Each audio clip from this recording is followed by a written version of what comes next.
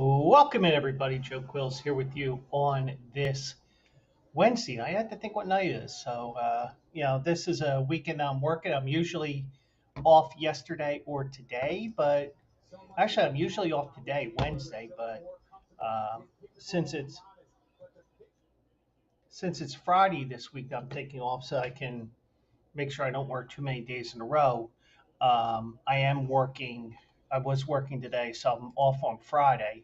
But just don't know what day it is. It's just like when I'm done work, it's like, do I work tomorrow? Yes or no? That's basically what it is. So, but anyways, got a lot to talk about here tonight. So, feel free to chime in. Everything's there on the bottom of the screen there if you're watching on YouTube, on X, or on Twitch. Um, we'll get through a couple of these stories here. Hopefully, get through all of them here. Even going to throw a little bit of a non-sports story in there, which is an interesting story, but um, if somebody is an actual lawyer, they can give their 2 cents in the chat as well. So, but we'll talk about Fernando. We'll talk about the LCS that just passed. The numbers are in from that, from those games. The NBA is investigating Joel Embiid. I'll tell you why. Give you hints because the game's on national TV tonight. Um, Watch the lawsuit. That's the one I was telling you about. Robert Saleh has a new job. Bryce Young is starting for the Panthers under unfortunate circumstances. And if you have anything else to add here, feel free to do so as well. Been sitting here watching both the Sixers and the Flyers at the same time. Um, I had the what I call the antenna TV. I have that to the ESPN app, and I got the Flyers on the cable box. So I was sitting here and I'm thinking, shit, I did a Philly fade double, and think of it as the Philly fade that we give to you on Thursday nights, but this is a little bit different. And usually I give you the Philly daily double. Well, I decided to fade both the Sixers and the Flyers since they were both playing tonight. And it's the first time I've tried doing that because I'm the type of person that will tell you, hey, play the Phillies and the Flyers today if it was April, or um, play the Union with the Phillies. That's one of my favorite things to do for you guys. That sort of thing. So I played the Capitals minus a goal and a half, and I played the the Milwaukee Bucks giving 4.5 to the Sixers. Well, giving the 4.5 was easy. It was the easy part here because Milwaukee's up 15 with about 90 seconds to go, so that's a win. So now,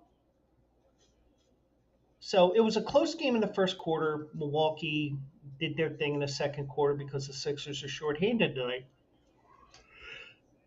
So I look at my phone. The Flyers are up four. The Flyers are down 4-0. So I'm like, all right, I got a chance at this parlay here.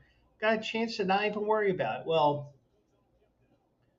one of the Flyers got hit, and one of the Capitals ended up waking up the Flyers. The Flyers scored 3 goals, and next thing you know, it's 4-3.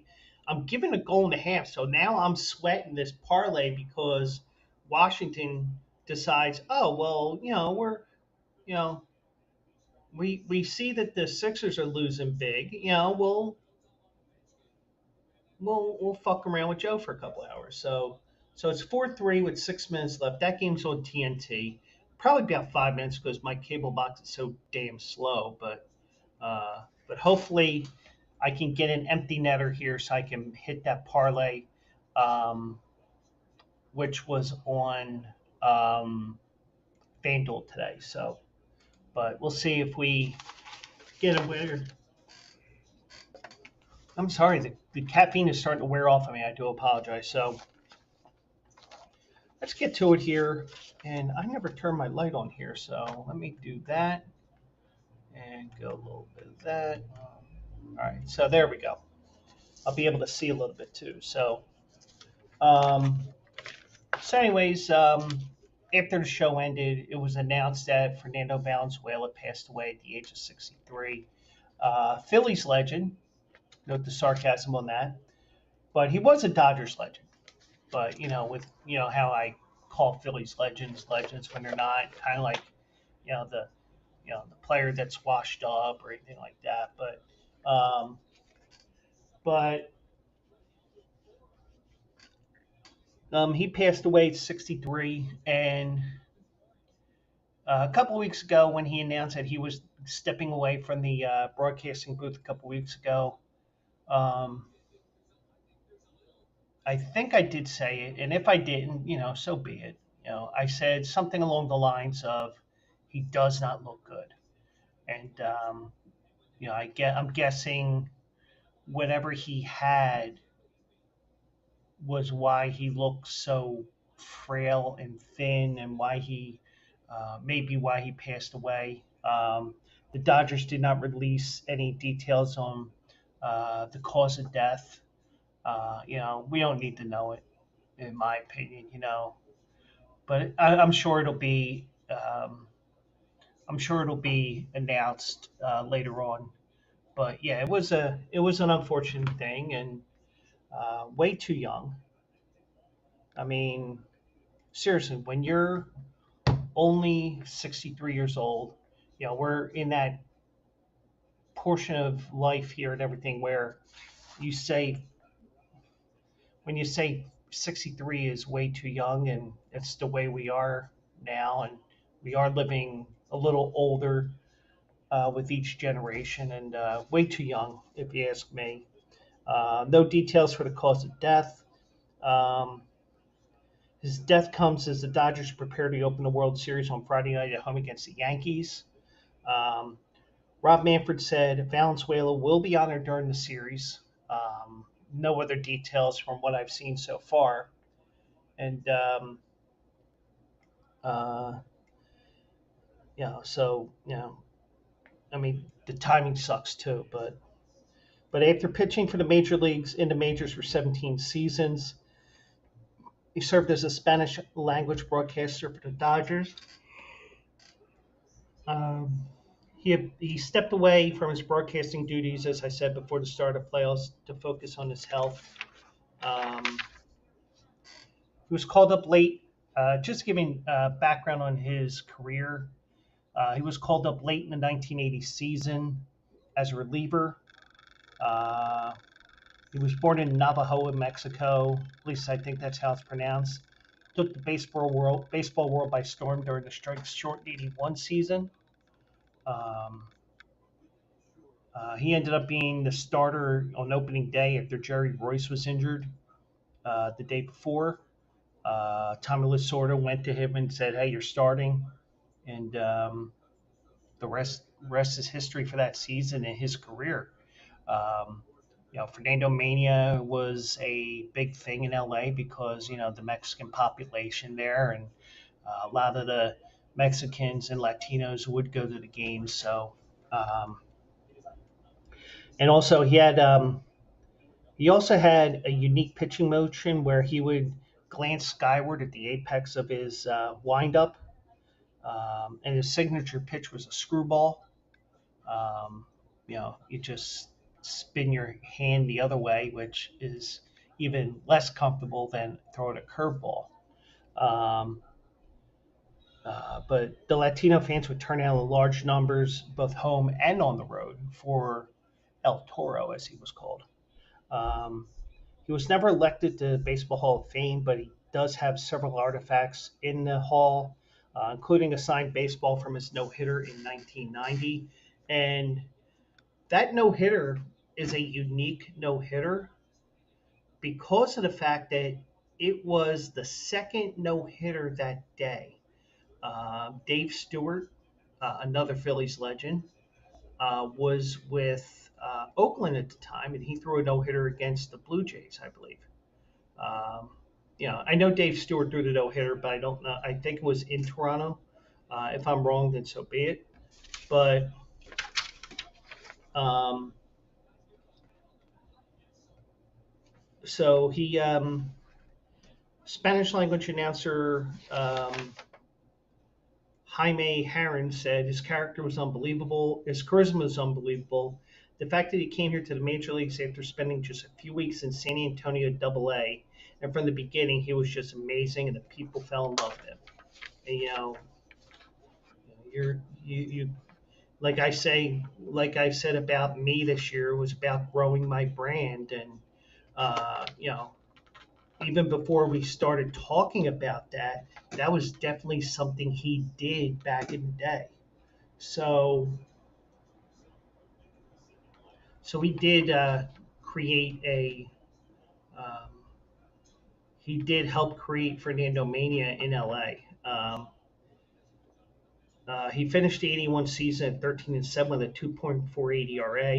Now, here's the things you don't hear anymore in baseball for a team, let alone one pitcher: 11 complete games and 8 shutouts. He pitched 192 in the third innings that year. Probably would have been about 250, 260, 270. But he led with strikeouts. It was the first player to win Rookie of the Year and Cy Young in the same year. I mean, some of the things they did were pretty amazing. Um, he was an 8-time All Star, or this he had 6 in a row that he was an All Star. Um, he finished third in the Cy Young in '82, fifth in '85, and second in '86. So he did have um, an amazing career, even though he never got to the Hall of Fame. Um, Stan Katzen, the president and CEO, had a statement. He's one of the most influential Dodgers that ever belongs in our on the Mount Rushmore of franchise heroes. He galvanized the fan base with his Fernando Mania season of 1981, and he has remained close to our hearts ever since. And I get an empty net goal. I'm up 5-3. I might hit this parlay. Now, granted, it's only a $10 parlay because all I had was $10 in my account, but um, it's a $10 parlay that will pay.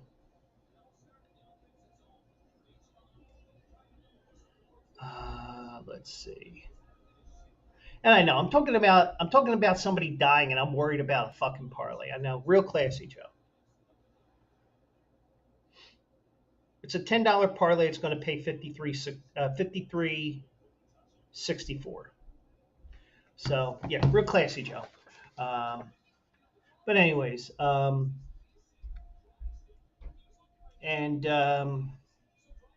I saw this online last night. Um, I wish I saved it. Um, when Fernando threw his no hitter, Hall of Famer Vince Scully said, "If you have a sombrero, throw it to the sky." And Vince Scully was a wordsmith for what was it, 60, 65 years. I mean, even though I grew up on Harry Callis, just to hear Vince Scully's voice, even just for that Saturday game of the week, was so cool, even for me. Um, and also hearing Vince Scully on the Skins games as well, those golf events that they used to have on Thanksgiving weekends as well. But but yeah, so but I mean, it's a shame that he died so young. He played for, well, actually, Mario Lopez, who was on Saved by the Bell and other shows. He's on Access Hollywood now. He said 63 is way too young. A piece of my childhood is gone. Growing up as a Mexican kid, one of the main reasons I'm a Dodgers fan is because of Fernando. Not only a great player, but a great man to the community. What a legend. And,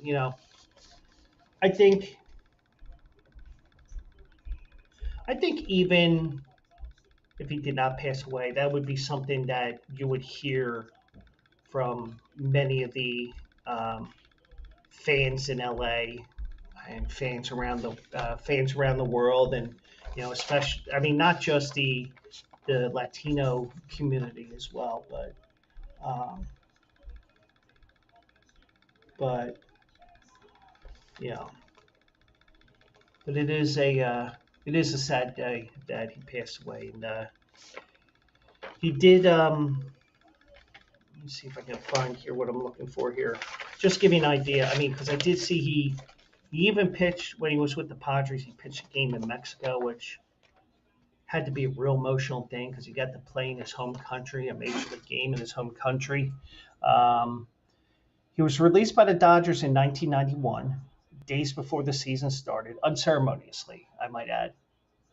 And he pitched for five other teams over the next seven seasons: the Angels, the Orioles, the Phillies, the Padres, and the Cardinals, before retiring with a 173 and 153 record.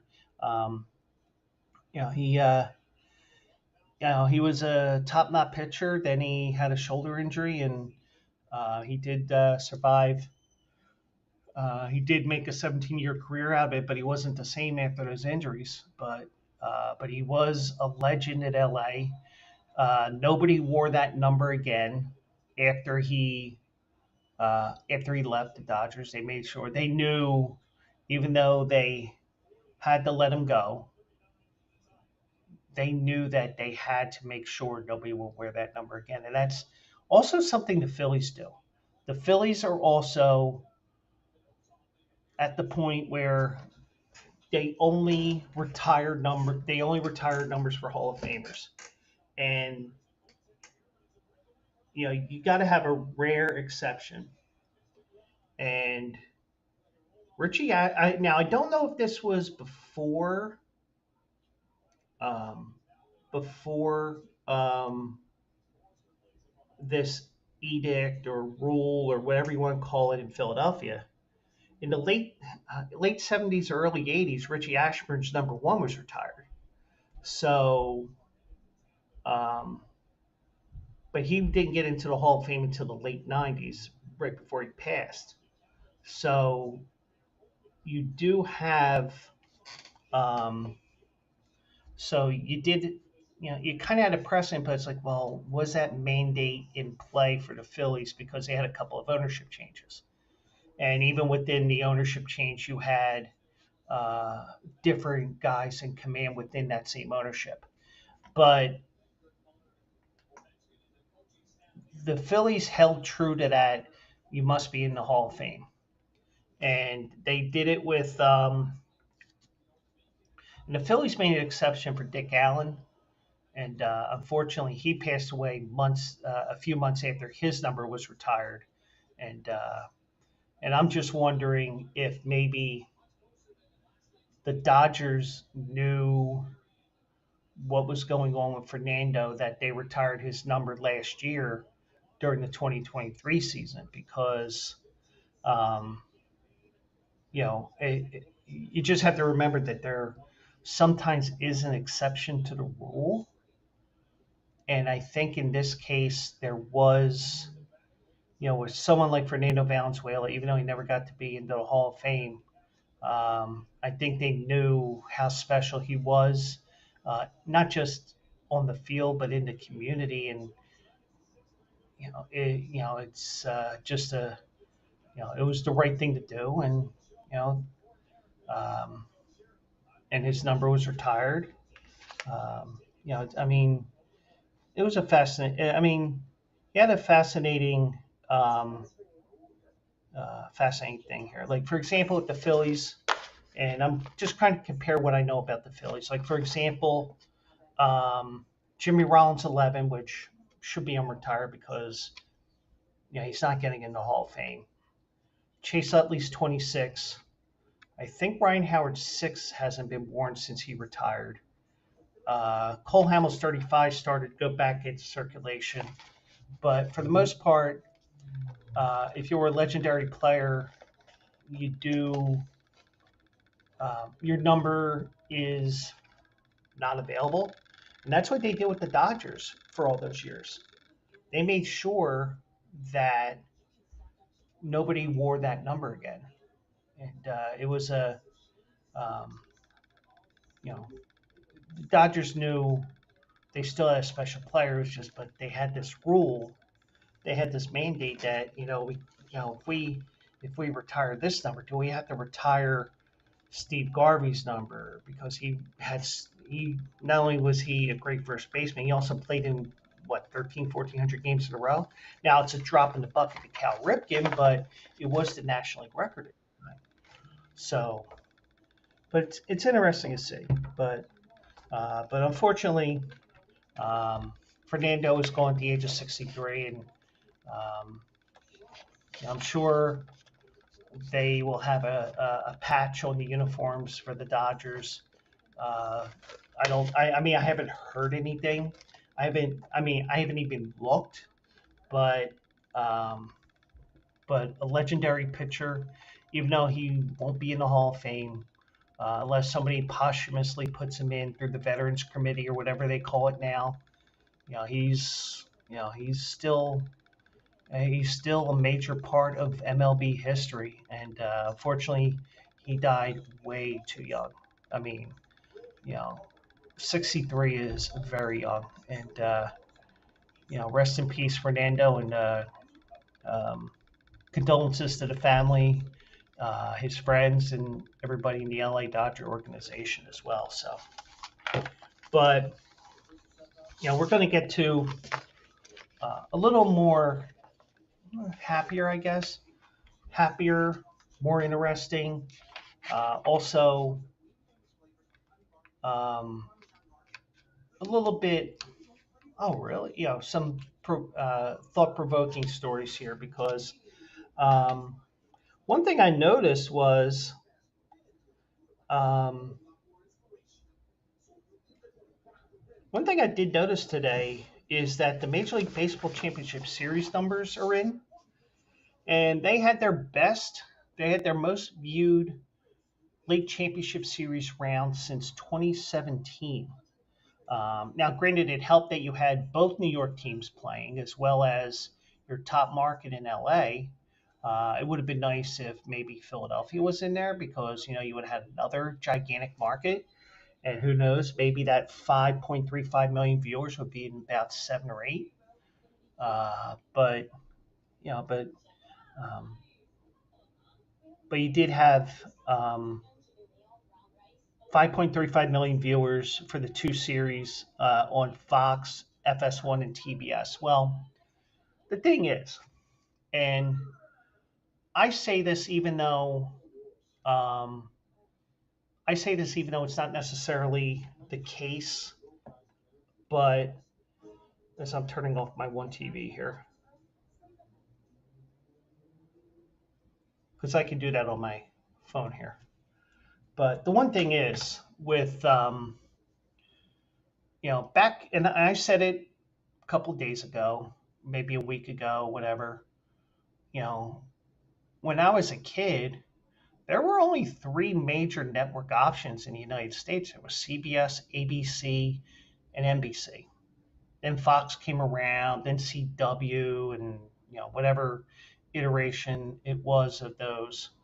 And then you had cable coming about, and then you have streaming, and you got so many different options that I mean, you can just say, well, it was the baseball strike in 1994. It was the fact that these games start later and later, and some of the points are valid, but also you also have the fact that you have so many options out there. And I don't know if these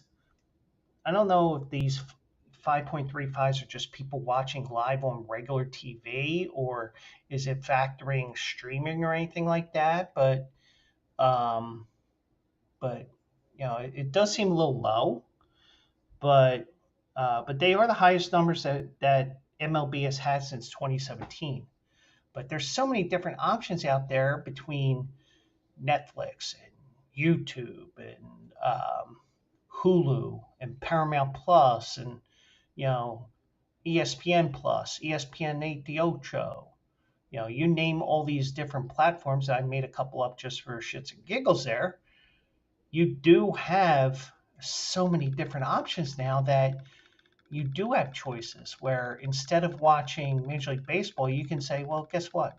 I'm going to catch up on It's Always Sunny in Philadelphia. I'm going to catch up on name a recent show that came up on a streaming service, or the Aaron Hernandez thing, which I still haven't really watched yet. Those things, you can, you have so many different options now. It's no longer, fuck it, let's watch the World Series game.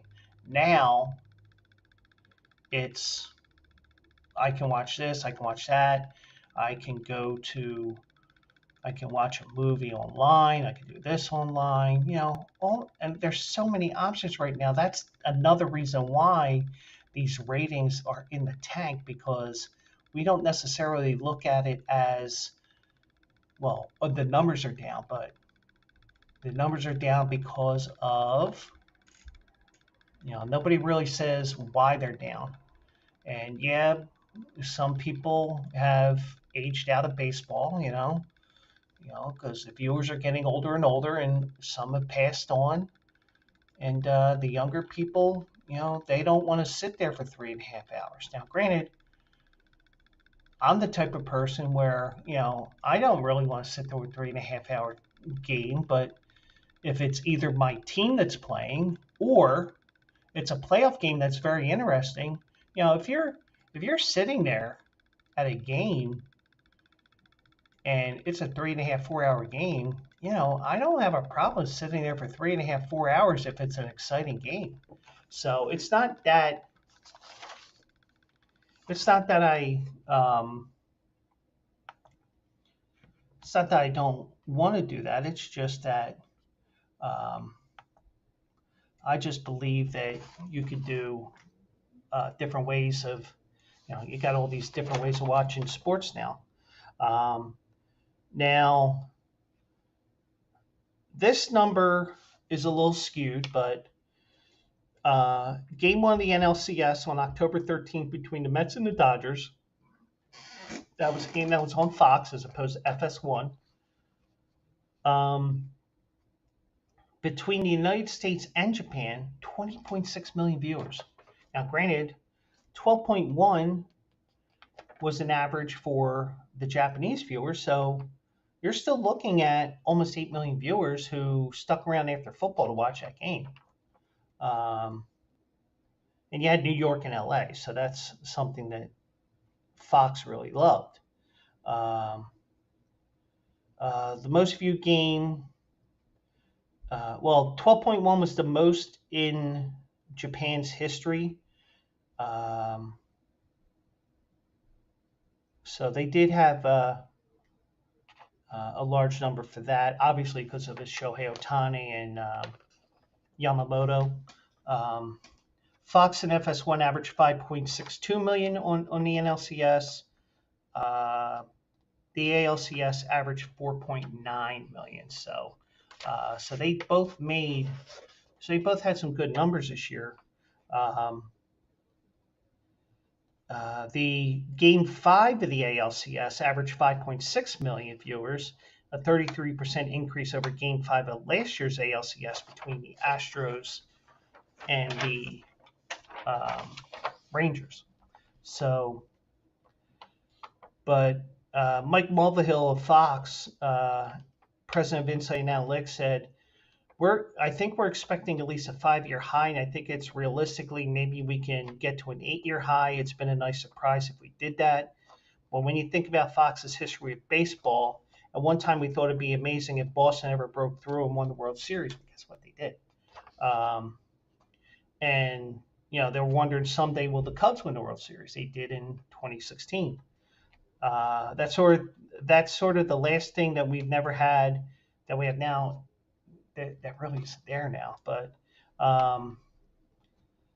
like some of the big games here, the 2018 between Boston and LA drew 14.1 million on average, 22.9 million average in 2016, when the Cubs beat Cleveland in 7 games for their first championship since 1908. Now, you had two franchises that hadn't won in over 70 years minimum, so you did have a long time between those two.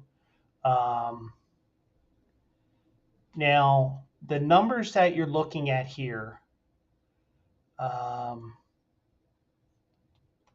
the first fall classic in 43 years between the Dodgers and the Yankees should also be a boost to the least watched World Series last year, which was the Rangers and the Diamondbacks. They averaged 9.11 million viewers. Game 3 set the record for the least watched World Series game at 8.13 million. So I'm sure they're going to get big numbers. And of course, there's going to be some people that are going to say, well, I'm not going to watch. F it. It's the two drunken sailor franchises. They spend like drunken sailors. Well, they've done enough to get to the World Series this year, so I guess that they weren't that drunk.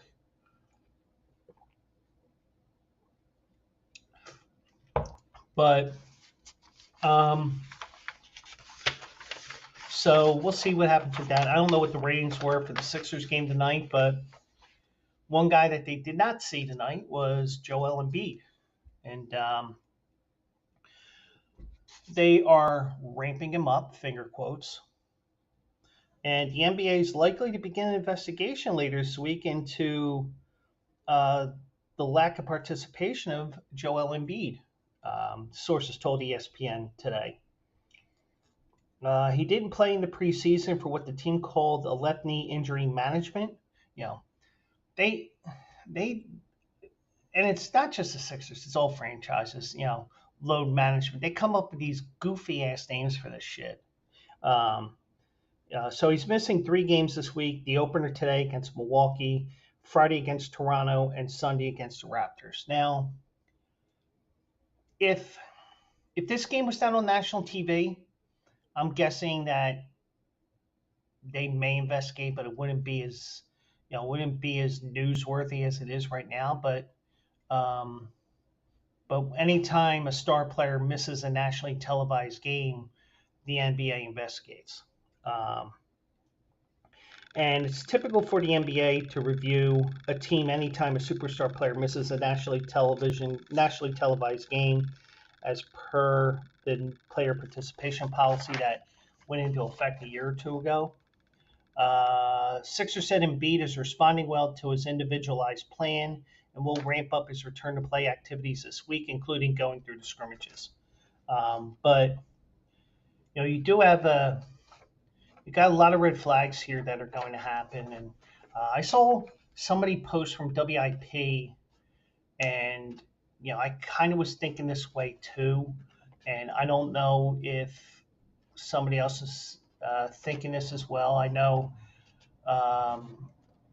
Mike was texting me while I was working, and I said, well, we're going to find out something quickly. But I just get the feeling that maybe he's not, either he's not hurt at all, or there's something major wrong with that knee, because the one thing you have to remember is he did take a hit in the knee, and sometimes knees are a pain in the ass to rehab, and he probably came back too soon because the Sixers needed him for the playoffs and the play-in game. So he did play. He might have played a little bit ahead of time, and but he wants to play. But I think that they've talked him into not playing back-to-back nights. But I know Kevin Garnett was on Joel Embiid's case, but I think it was more players in general, because of the fact that they play 80. There's an 82 game schedule, and nobody plays 82 games anymore. So I think there's so much that they talk about. There's so much there that they mention that they don't have any. That it's just gotten to the point where You want to have your star players playing in those primetime games that are on ABC, ESPN, TNT, but and all the channels that are going to be around next year. But you're going to get to the point where you're not going to um, you're not going to I mean, you're going to be having a lot more primetime games now, or what I'm calling primetime games, because they'd be the feature game on each network, because every network is going to have a night, I believe.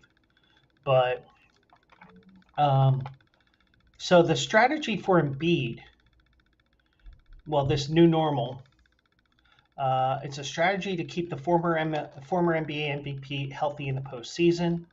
The plan has been expected to include periodic time off during the regular season and routine evaluations from doctors and the Sixers medical staff, according to sources.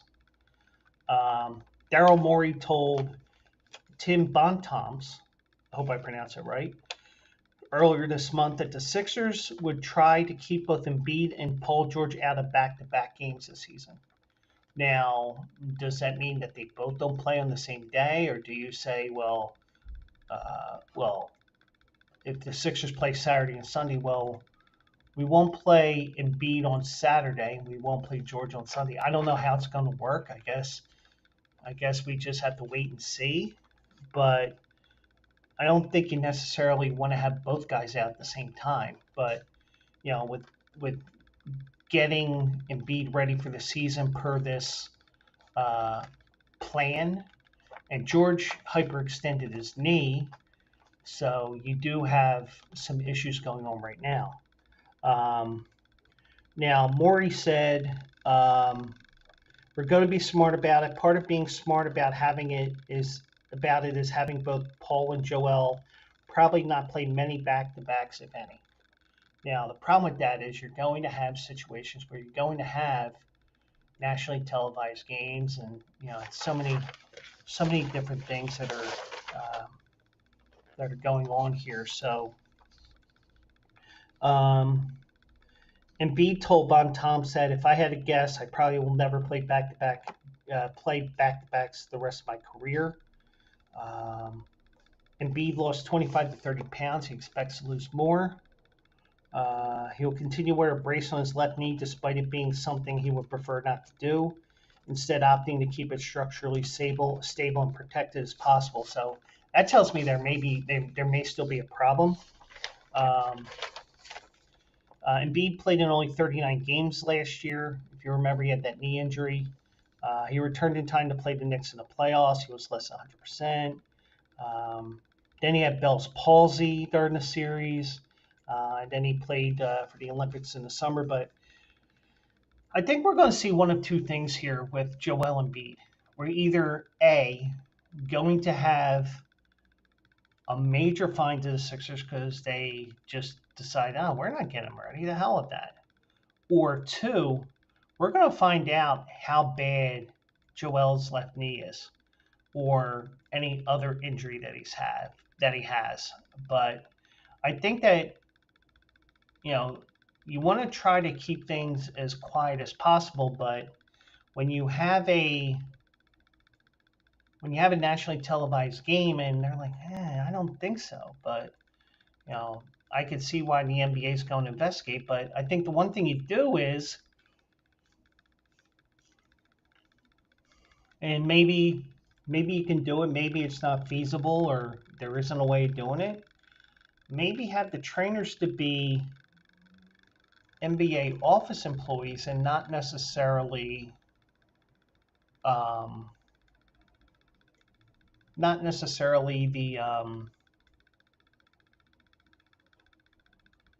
not necessarily team employees, because team employees, you can just say, well, this is what it is, but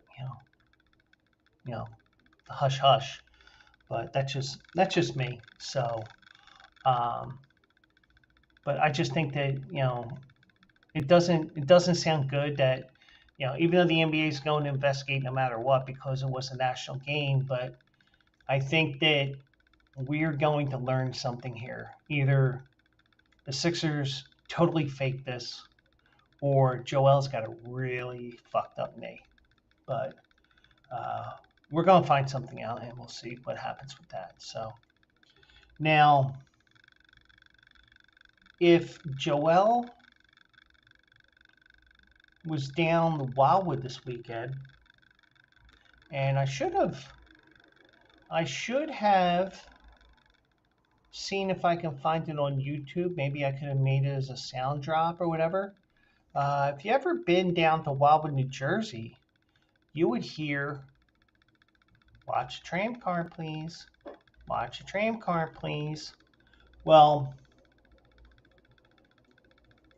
and I know we're doing a little break here from the sports stuff. It was an interesting story that I do want to talk about. Like yesterday, I talked about Gen Z's um, not lasting at jobs and the management firing their asses over every little thing. But um, well, apparently, the woman who did the recording for "Watch a Tram Car, Please," she filed a lawsuit um, over the 5-word announcement. And I know you're saying, huh? Well, it's more than just the trams that go up and down the boardwalk all day and night. Floss Stingle, who recorded the iconic "Watch a Tram Car, Please" message on a tape recorder in 1971, is now suing the Wildwood tram car operators. Now, at first I'm thinking, I think that they do have I would wonder if there's a statute of limitations, because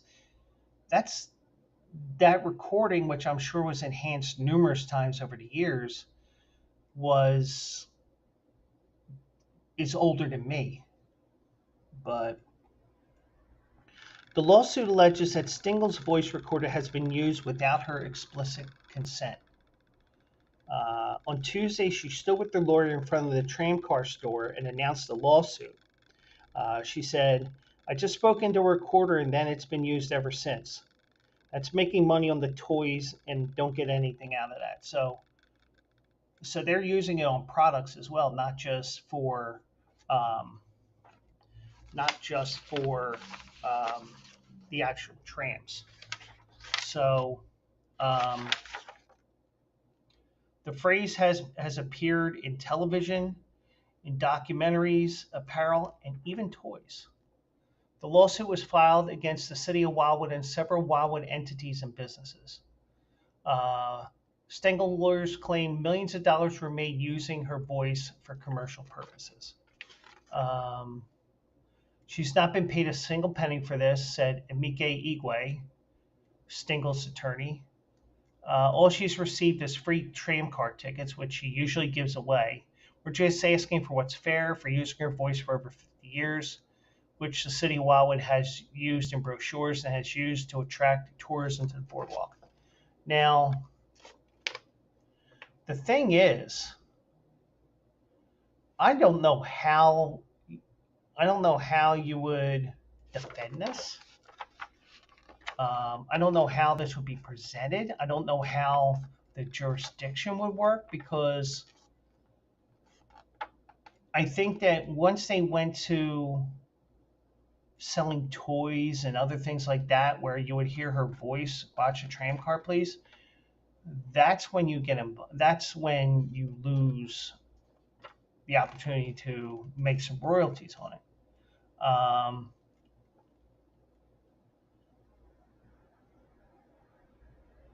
Now, and one question I asked to myself is like, well, that's 52, 53, 54 years after the fact that it was allegedly recorded. Her lawyer replied, she attempted to get a copyright in 2010, but received a denial from the U.S. Patent and Trade Office because the recording was done before 1972. Therefore, statutory copyright laws did not apply. So I'm just wondering if that's something that would fall into the defense's favor here, or I don't know. I mean, you can tell I'm not a lawyer. You can tell I'm not smart like a lawyer, know the law like a lawyer. But you do have all these things that went on here. Um, um, but last year, she learned that plush tram cars containing her voice were being sold for profit, and that motivated her to finally seek legal action for her compensation. And she said here that um, uh, Bob Kelly of Fox 29 here in Philadelphia, he said, well, how did this all begin? Somebody I was dating, he just asked me, and they needed a message for the tram car. But um, but I think what will happen there is, well, what about what happened in 1971 or whatever the year was, and was there an agreement? She probably won't remember. The lawyers will probably tell her to say something, you know. But it's a very interesting and odd case because it's like so far after the fact that do they, I mean, I don't even know where I don't know how you would find this. I don't know how now granted, you could just, I think there's sites online that the lawyers can use that they can find similar cases, but even that would be tough, I would think, because this is copyright infringement, but it's such a long time ago. But it is an interesting thing nonetheless. So, a couple of football stories here. Um, First, Robert Saleh, the former Jets coach, he's got a new job already. It didn't take him long to find work. He was on the Green Bay practice fields today in a new role.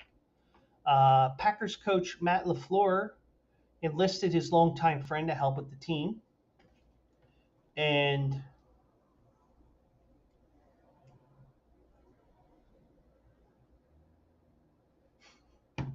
sorry, I saw somebody's post.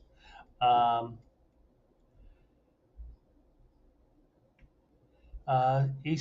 Saleh spent the early portion of practice watching the offensive side of the ball.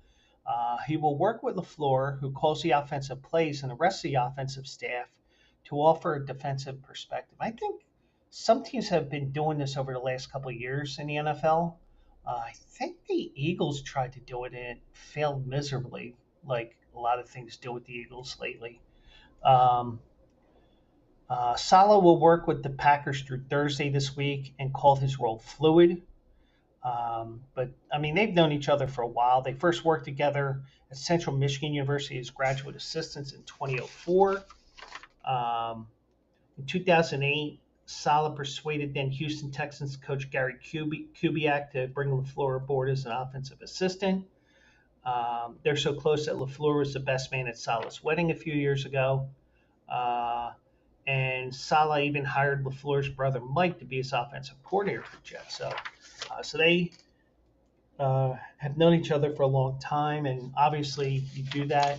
Now, I don't know if he's getting paid or anything like that, but now what was interesting with the whole Aaron Rodgers trade, now that you look back at this, out of the respect for their friendship, um, when the Jets were negotiating trade terms with the Packers for Aaron Rodgers, he says that he and LaFleur agreed not to discuss the quarterbacks and let the general managers of each team handle the trade. So they didn't get involved with the trades.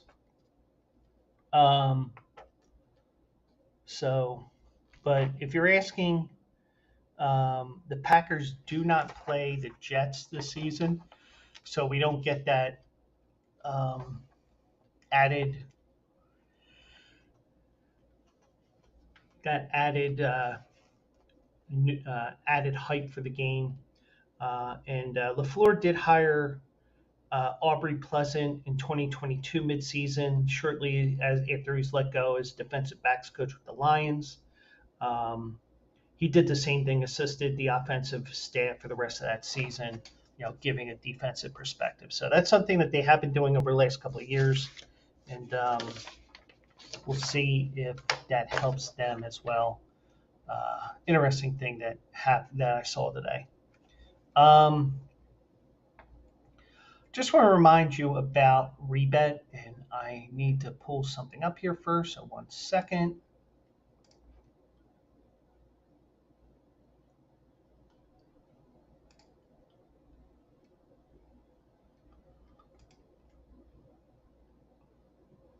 Um,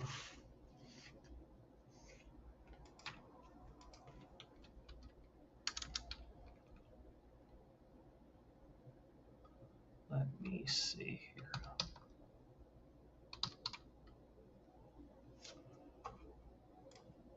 So, so we're Bleacher Brothers is associated with Rebet. Um, we do have that promotion going on right now where you get a 100% deposit match up to $100. That is your first deposit. The link is in the chat, and if you go there, you can get that deposit. You put $100 in, they give you $100 automatically. If you put in 50, you get 50, and it's a great app. Um, it's a social sportsbook app, 18 and over. You have the money aspect. You also have the coins aspect where it's these tokens that you bet on the game. I made a token bet on the Flyers and the Sixers to lose, which won there as well as my FanDuel wager. So you can follow me. You can follow all the guys at Bleacher Brothers, and you can even go head to head. So let's say you didn't like that I picked the Flyers to lose against Washington, you think the Flyers are going to win, we could facilitate a wager there. So you can do that as well. And, it's a fun app. And if you use the code Bleacher Brothers, that will get you that 100% deposit match up to $100 when you register. And, and if you have any questions, let any of us know here at Bleacher Brothers, and we will help you out with that. So I did want to hit that because um, I know how important that is to all of us here. So, one last story here. Um, and Bryce Young will be starting this Sunday because, unfortunately, Andy Dalton was in a car accident yesterday. And he was. Um, Andy Dalton sprained his thumb on his right throwing hand Tuesday when he was in a multi-car accident that occurred while he was driving with his wife, 3 children, and dog about 7 miles from Bank of America Stadium. Um, Coach Dave Canales called Young Tuesday night to inform them that he would be starting on Sunday in Denver and announced it publicly after a practice in which the top pick of the 23 draft took the first team reps while Dalton observed. Um, Originally hearing stuff, that's where my heart was, reminding the thoughts initially were with Dalton and the family, not his opportunity. Um, as you know, he was benched by Dalton after no 2 start. He threw 3 interceptions and no touchdowns. But after Dalton won his debut, the Raiders against the Raiders, he's lost 4 in a row. The Panthers are 1-6, and they got blown out by Washington. And now the plan was to still start Dalton, although he was until he got into that accident yesterday. Um, Dalton said that the accident was scary. It's the first time that anyone in his family gone through something like that, or his children. They were pretty shaken up by that, and everybody's healthy, and that's the number one thing. And that's what they're thankful for. That's what everybody's thankful for. That everybody's okay. Um, he also said it's a great lesson for us as parents, for them as kids, to make sure that they have their seatbelts on. Um, that's something that these are their formative years, and truthfully, it shouldn't even be a matter of yes or no. It should be like how quickly can you get it on. But Bryce Young does get the start here as a result here, and he's 2-16 as a starter. I think it's the worst start in NFL history. Um, but Canales said that Dalton can be the backup on Sunday. Um, Young, he also says that Young has been an absolute stud with the way he's handled the benching. I think with having somebody like Andy Dalton around, I think you can guide him in the right direction with how to handle benchings because Andy Dalton's been benched numerous times in his career too. So it's not like Andy Dalton's all of a sudden a backup after 15 years. He did bounce around numerous times um, between a starter and a sub, but um,